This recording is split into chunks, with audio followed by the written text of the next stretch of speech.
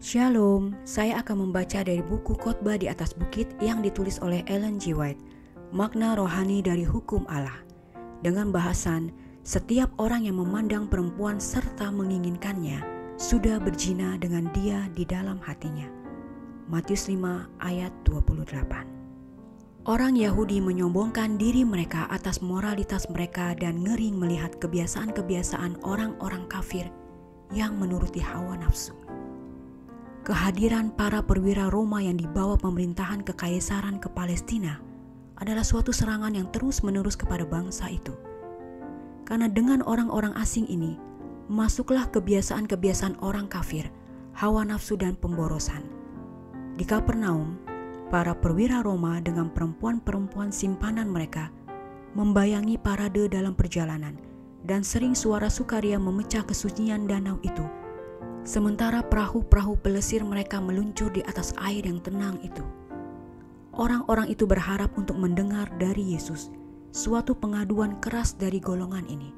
Tetapi betapa heran mereka setelah mendengar kata-kata yang menyatakan kejahatan hati mereka sendiri.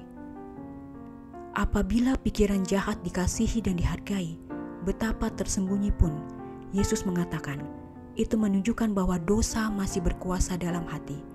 Jiwa masih dalam empedu kepahitan dan dalam ikatan kejahatan. Orang yang mendapat kesenangan dalam membicarakan suasana ketidaksucian, yang memanjakan pikiran jahat, pandangan yang penuh nafsu, dapat melihat dalam dosa yang terbuka, dengan beban malunya dan duka cita yang menyayat hati. Sifat yang sebenarnya dari kejahatan yang telah dia sembunyikan di dalam bilik-bilik jiwa.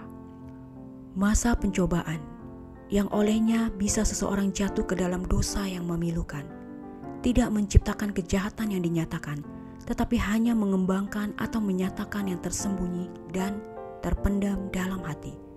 Sebab seperti orang yang membuat perhitungan dalam dirinya sendiri, demikianlah ia, karena dari situlah terpancar kehidupan.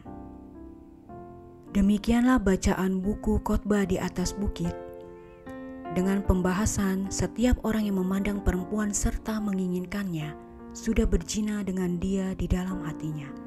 Matius 5 ayat 28. Tuhan memberkati.